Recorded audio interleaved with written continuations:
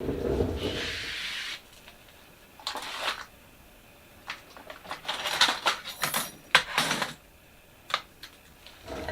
I'm Kim. This is Homestead Witchery, and today I'm going to talk to the baby witches. What I'm doing right now is some intention crafting. Melissa from the Ninth House, which is a local witch shop here in Tucson, introduced me to something called Crafting Rainfall. And how it works is you do your craft or your artwork. I am a jeweler, so I'm using jewelry. There are some painters who are also doing it, and I saw one person doing macrame yesterday. And it's monsoon season, so we're trying to bring the rain, because we didn't get very much of a monsoon last year. So we're trying to bring the rain, and I'm doing it by making pieces that feel like rain to me. I'll show you the one I did yesterday, but I'm working on another one today. As I'm doing that, I'm going to talk to the baby witches about how you can find out more, and people, books, podcasts that I recommend you check out. They're people I'm still learning from. I think they're just good resources to use.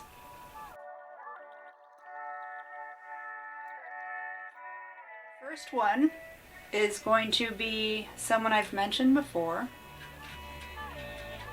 They are actually the ones who got me more established on this path, like 2 years ago, I think, when I found them. I don't remember why I was researching witch podcasts, but I found them. Of course, the Witch Bitch Amateur Hour.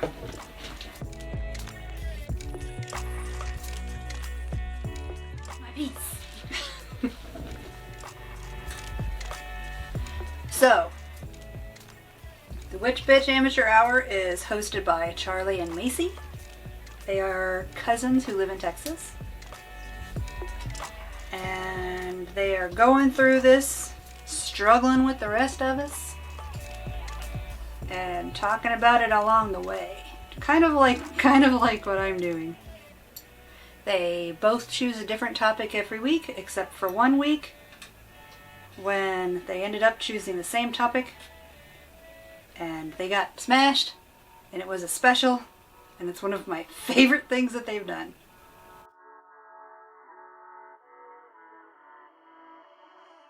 Gotta cut this.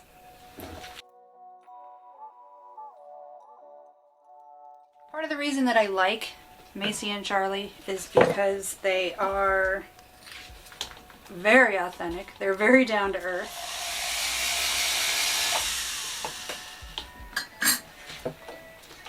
They are they're unafraid to drop an F-bomb here or there, which I can appreciate.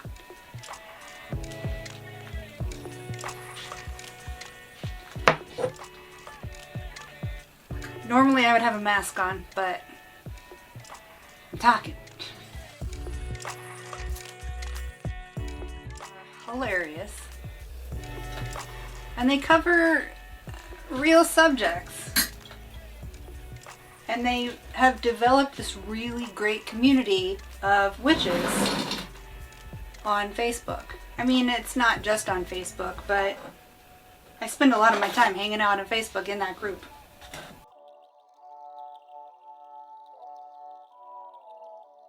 I'm going to link them down below. Check them out. Definitely check out the Facebook group. It's really helpful, really supportive, really accepting.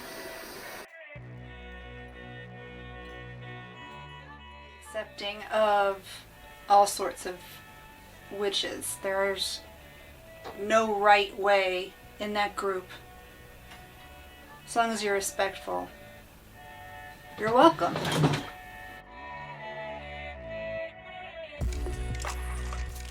The next podcast is Fat Feminist Witch, Paige up in Canada. She is actually the first one I found. And I like her because she's also unafraid to drop those F-bombs. Frankly, I'm all about cussing.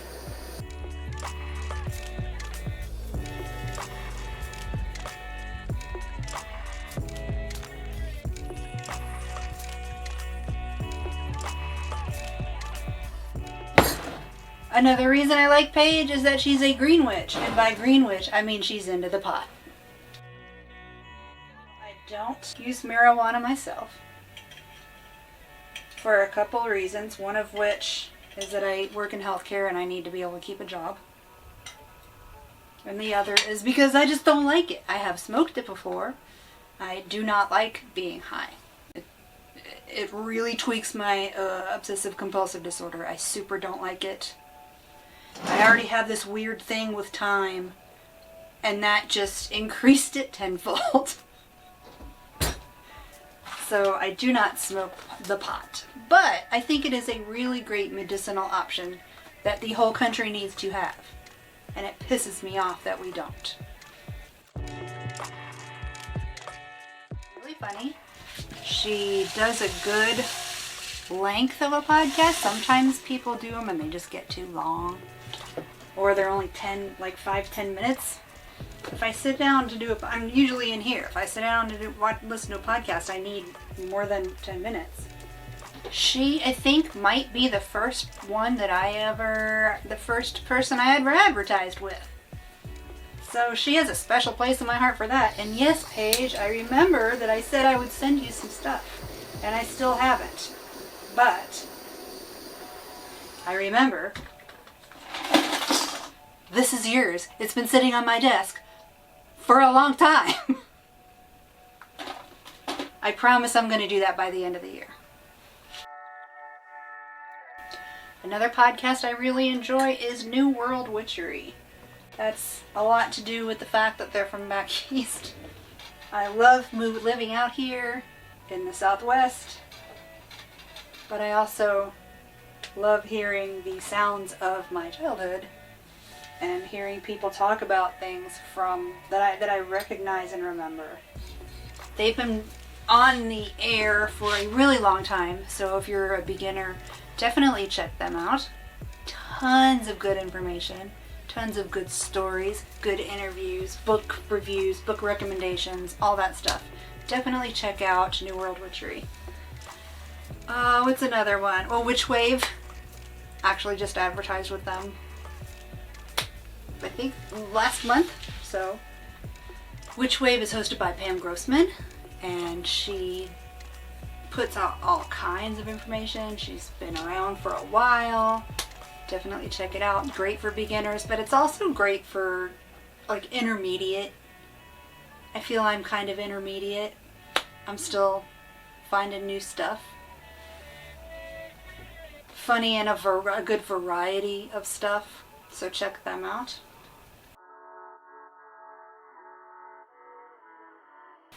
I gotta say, I feel like this is already working because it's darkening up outside. I can hear the wind blowing, and I keep hearing thunder. Let's talk about YouTubers. I do love me some YouTube witches. First is Witch of Wonderlust. She's very into tea. She's fun to watch and has a pleasant aesthetic. She has good beginner spells on her channel, so go check her out. Next is Gather Thyme. Genevieve is an herbalist, so you'll get lots of good recipes over there and spells. Actually, I tried her pumpkin spell last year and I really liked it. I really enjoyed it. Go look for that on her channel. She is very helpful. That's how I know about where to get the music that I use. She did a video about her YouTube channel and how she does it, and her Instagram, which is beautiful, and you should definitely go check that out. I will link both below. She'll do book recommendations and reviews. I like her. She's also a green witch. Next is my fave friend, Mother Mint Faery. So sweet, such a lovely person, gorgeous, hilarious, awesome. You need to check her out. Go check her out right now. She has the most beautiful Instagram stories ever. She has the sweetest kid, a lovely husband, the best pets. I love her. She's great. And right now she's doing a series on the Fae, so that's interesting and you should go check it out. She does spell work. She does, she has a shop on Etsy, which I will also link below. She does guided meditations for us. It's lovely. She makes beautiful altars and videos about them, so you get to see that. It's gorgeous. I really enjoy her as a person and as a witch. She's great for beginners because she's very approachable. I'm going to leave that sit a minute while I look at the books. Next are books. Are you ready? It's not that many, I just have 4. First is The Good Witch's Guide. It's the most recent purchase for me. I like the size, I like the color, it just feels nice. I really like the Art Nouveau-esque cover. It's got some nice simple, it's simple to read, it's not imposing. I have the correspondences book. It's like that. It's hard to read. I use it, but it's hard to read. This is not hard to read. It's very simple, full of good beginner spell work, good beginner information, recipes. This is good. This is great. If you are just starting out and if we're looking for one book to buy just to sort of dip your toe in, I would recommend this. I feel comfortable recommending this, especially if you don't already have a feel for who you are exactly, what kind of witch you are. Now I know I am I'm going to say hearth witch. To me, that means I spend a lot of time in the kitchen and in the garden, in the home, because both of these are related. So I'm not so much a kitchen witch, I don't feel, because I'm always out in the garden too. And up in here, and with dead stuff.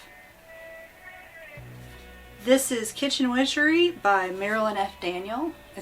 I really turn to this a lot. Super full of recipes, advice, some ceremonies I think in the back, ritual, whatever you want to call it, advice, substitutions, correspondences. Yeah, there's some ritual information in here. I just really like it and I turn to this a lot. So if you feel you might be into kitchen witchery, get this.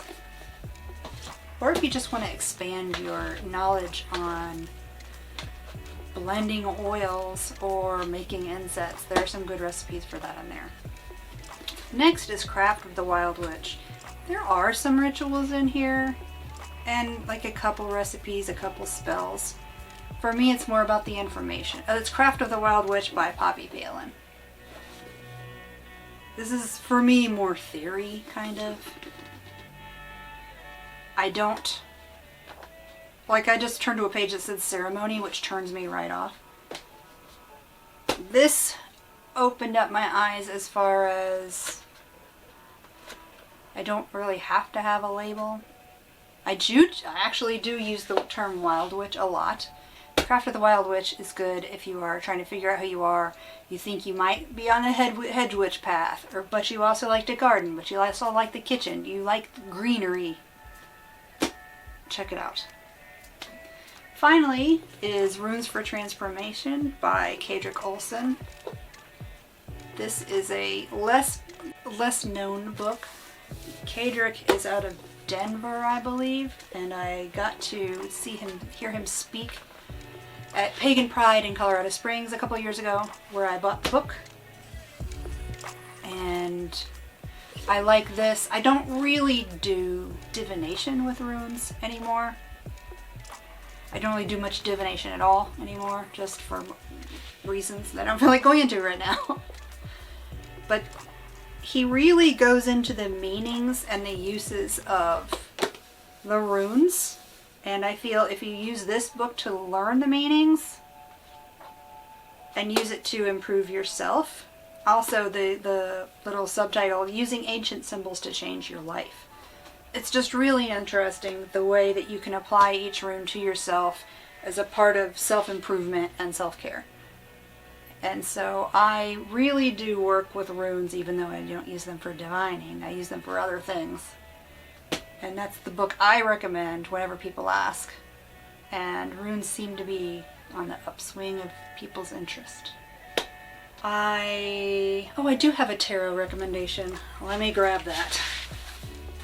The Ultimate Guide to Tarot I like very much. It's simple to understand. It's just easy to read. A lot of tarot books for me are not, and I could parse this well. So, Ultimate Guide to Tarot by Liz Dean. I recommend that for a tarot book. That's the one I got my niece. That's one she uses, and she uses when she's doing readings. I think that's about it. Everything should be linked below. There's no Amazon whatever. I'm not getting any points or credit or money or anything like that. That's just, it's easier to link to Amazon. What I would prefer you do is find alternate sources for these books so we aren't giving Jeff Bezos any more money. That is it for this weekend. I will see you next week, and thanks for watching.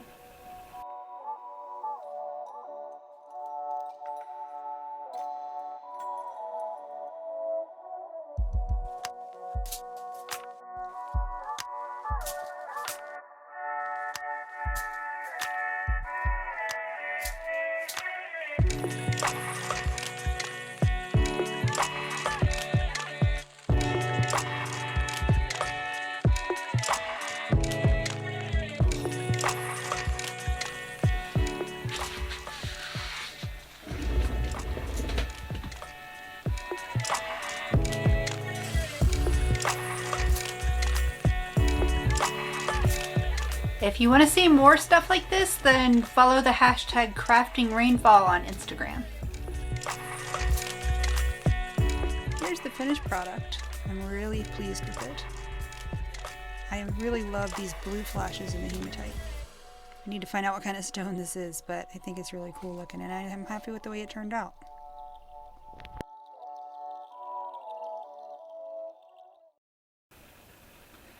Doesn't matter, I'm probably going to cut that out.